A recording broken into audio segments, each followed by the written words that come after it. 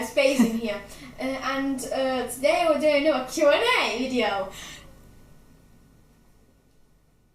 Right, we've got another question and answer video, as my twin says. The last video ended with rather a long, complicated question, which we're going to answer in today's video because it's rather long and complicated, and the other video was going to overrun time. It's from Lionel, Yep. the guy. I hope I said your second name right again. No, I'll say that ever again. No? Yeah, right. I'm banning you from saying that. And it says, Imperator Vespasian, how many civil wars were they? I thought there were only 2 civil wars. No, I said wasn't there. Wasn't two there? civil wars. Whatever. No. There were many wars that Rome fought with itself. Generally, it's accepted that there were about 21 to 22 civil wars in total, although there were always rebellions going on one place or another. One problem with having a militaristic empire is if you give a general enough legions under his control, he gets the idea that instead of fighting barbarians on the frontier and maybe gain a pension, it might be cheaper and easier to turn his legions around and march on Rome and declare himself emperor. Hence the limited size of each legion. It was to prevent too many troops being gathered under one command. So the legions were limited to size to prevent them being all powerful. Hence the limitations put on the Praetorian Guard, because they were the only troops allowed in Rome, and Roman troops not allowed to be stationed in Rome. They had to be on the other side of the river. They weren't allowed to cross. And yeah, so the main civil wars were, I suppose the real beginning, big civil war was between Marius and Sulla. That actually constituted several civil wars. Generally, Sulla was a politician who kept being elected. He was in Republican Rome. He was a particularly unpleasant human being, unless you believe the people who write about him, who say he was awesome. Yeah. He was up against a chap called Marius, and Marius was a bit of a social reformer. He's the guy who created the Roman legions, these guys. He's the guy who taught... Yeah, he's the guy who organised the legions into legions. He's the guy who armed them all the same and gave them all the equipment that they had. He's the guy who designed the Roman army, and he's also the guy who allowed anybody who is a citizen of Rome to join the legion. That meant that if you fought for Rome, you could vote, and you became a Roman citizen, and you could vote and things. You also got a pension and quite good pay. This is a bit of a downside to the Republican Romans, because in Republican Rome you were only allowed to serve in the Roman army if you were a landowner. The idea being that if you had something to lose, i.e. a house or a farm, then you would fight better, because they weren't very smart, really. 10 years went by of Romans fighting the Germans. The Germans kicked the Romans' bottom, didn't they? Neither. Well, the Germans pretty much wiped out every Roman army for a 10-year period, and so they sent Marius. Sulla sent Marius up there to get him killed, and Marius went up there, invented the Roman legions, and won, and he defeated the Germans. He then came back to Rome, a great hero, and he basically deposed Sulla. There was a war between the two men. Pompey fought for Sulla, and Marius was defeated, fled to Carthage, where he lived impersonating Obi-Wan Kenobi in a mud hut. Then he came back to Rome when he heard that Sulla had gone off to invade Greece, and became Roman emperor, first consul. There wasn't an imperium then. That was the end of that story. Mm-hmm. Next one would really be I suppose you'd say what you call the slave revolt, which was a Roman civil war. Chap who used to be in the Roman army, Roman general, Roman officer, called Spartacus led a rebellion. Many legionaries joined Spartacus's army, and there was a large civil war until the loyal legions came back and smashed it. Led by? What? Who led the legions against Spartacus? Oh, it was the richest guy in. Oh no, Pompey. Yes. Actually, no, there's two. Yes. Pompey took it. Yes. Took the win. But the richest guy in Rome was the person who was actually fighting most of it. Yes, the richest guy in Rome, one of the triumvirate, that's Julius Caesar. Later on, it will become the triumvirate.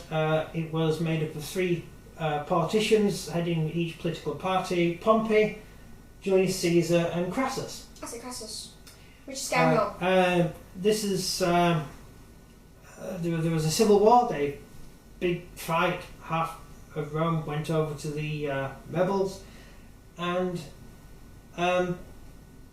Crassus basically did most of the fighting. And then Pompey came in for 1 minute, defeated right at the last minute, Spartacus, and took all the claim for it. Yeah, so Pompey spent all that time fighting against Spartacus, trying to defeat him, and at the last minute Pompey turns up, takes all the laurels, and gets a triumphant march in Rome. So basically, Crassus was spending all the money and Yes. the army from fighting, and then Yes. Pompey came up for 1 second, defeated Spartacus, and took all the claim for it. Yeah, so Pompey got the laurels for defeating Spartacus when it was actually Pompey that put all the work in. No, not Pompey.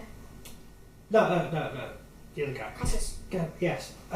It's also where Crassus met Julius Caesar, which is interesting. Time went on. Eventually, it came between. Crassus died. Caesar's big ally, his financial backer. Julius Caesar wasn't particularly rich, and he used Crassus's money to support the Marian party to get into office. They got rid of him by sending him to Gaul, hopefully to get killed. Unfortunately, he won. He defeated the Gauls and even invaded Britain. He got sent back home again, was ordered to come home where he knew he'd be assassinated, so he brought the legions with him. And you're not allowed to bring legions into Rome. No, for that very reason. And the Senate fled. Pompey decided to fight for the Senate, even though he didn't really agree with them. And Crassus was dead by then. He tried to invade Parthia and got killed. He wanted to become famous like Pompey. Yes. And failed. And it all turned into a huge furball. The Romans were defeated by Julius Caesar. That was the really big civil war. After that, Julius Caesar was murdered by the Senate. Various senatorial members tried to take over, and there was a civil war between the plotters. Mark Antony fought against Brutus and his younger brother. A little bit of a civil war there. Then the empire split into two, and the Augustans, Augustus, what is his name? What? Augustus. Yeah. Augustus. No, Octavian. Yeah, Octavian Augustus. Yeah. Octavian. Was the person who was put in charge of Egypt? Yeah. No, that was Mark Antony. Oh, right. Mark Antony was put in charge of Egypt, and he married Cleopatra, who was the mother of Julius Caesar's son, and they tried to seize the Roman Empire. Wasn't Brutus? Yeah. Someone's son, I forgot who it is now. Julius Caesar's. Alright. Isn't he the one who stabbed Yes. Caesar? Yes. Tu Brute. You too, Brutus. Problem was, Brutus could very well have been Julius Caesar's son, and he certainly described him as a son, but he may have been polite, although we never really knew if he was his son or not, but he was certainly treated like it. Brutus literally stabbed Julius Caesar to death. Not a very nice thing to do. And that's when Julius Caesar crawled onto the steps of under Pompey's statue. And died. Then there was a civil war there. The Troops who supported Cleopatra and Mark Antony fought a civil war against the imperial troops under Octavian. Mark Antony died. Octavian took Cleopatra prisoner and murdered her, thereby ending any opposition to his rule. He then disbanded the Senate and created the Roman Imperium. These guys, the Roman Empire. And then there was peace, because civil wars are very good at getting rid of annoying people. Anyone who wants to jump out of the bush with a knife tends to do it during a civil war. And so after a really big meaty civil war you tend to have peace, and you had about 90 years of peace. Then came the year of the four emperors. Oh yes, my favourite part. Do you want to go with that? What do you want me to say about it? What happened? Quick version. How it began. Yeah, go on. I don't really know how it begun. Well, Vitellians was... Galba.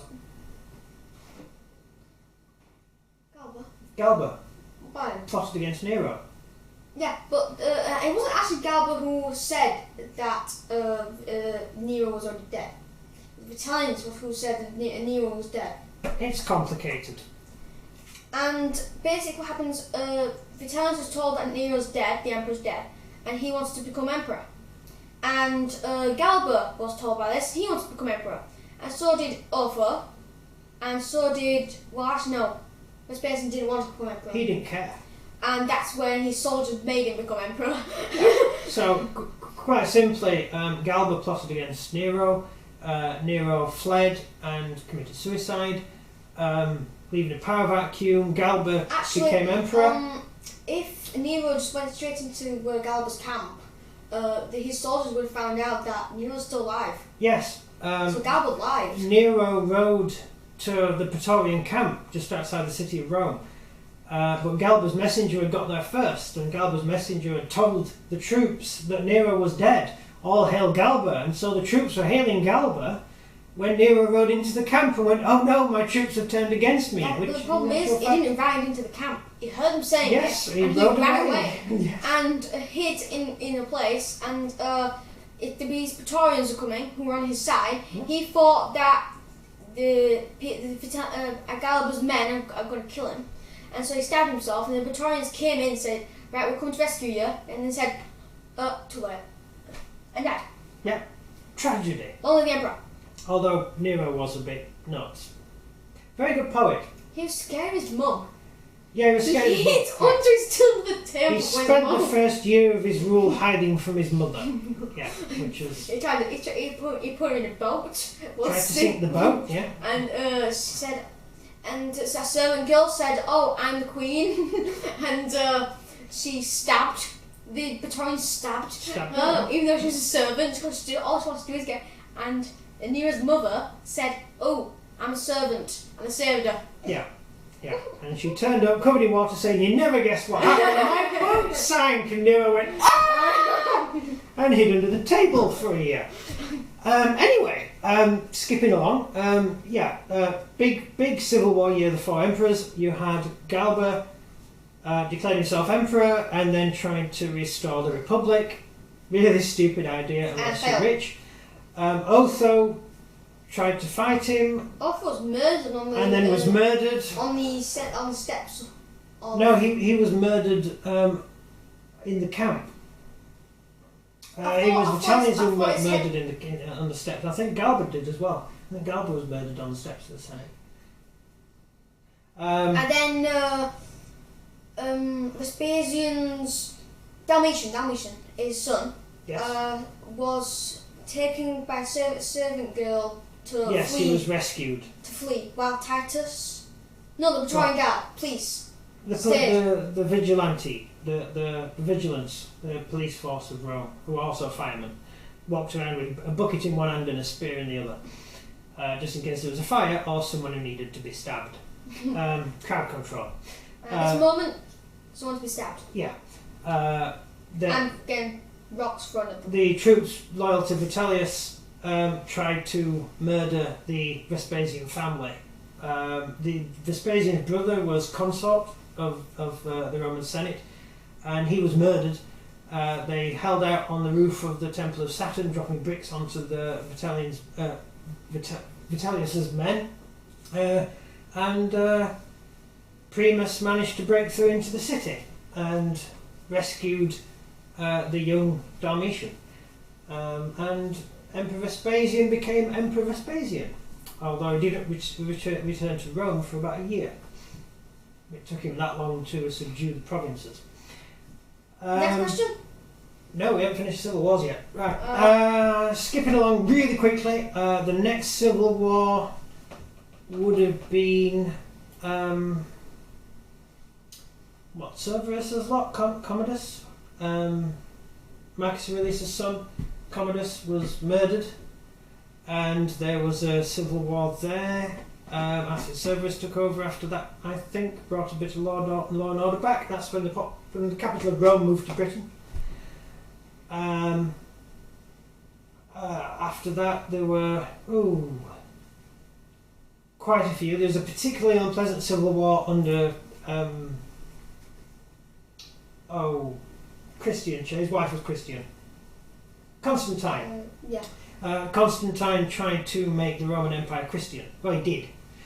And there was quite a large war between the troops who supported Constantine, who was a power-mad lunatic and an atheist, but his wife was Christian, and so he used that as an excuse, and he fought against all the other people who didn't really want Constantine to be emperor. Succeeded, did it? He won, yes. He won and built the city of Constantinople, which is today called something else.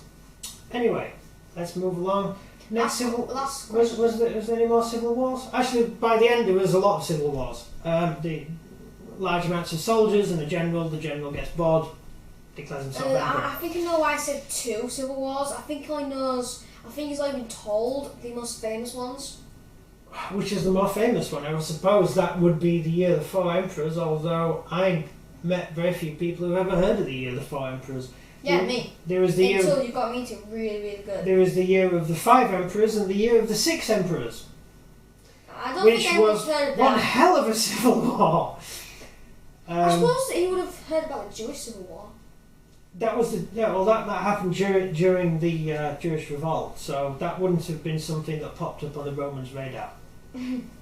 Okay, last question? Yeah, anyway, they'd be too busy deciding whether or not they support Galba or Vitellius or also.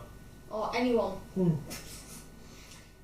It says, John P4000. Hi, John. Again, hi. It says, thanks for the comments. Yes. Thank you. Looking at the last report again, I still don't think I would be brave enough to use the pig's head formation. Again, pig's head. Try it.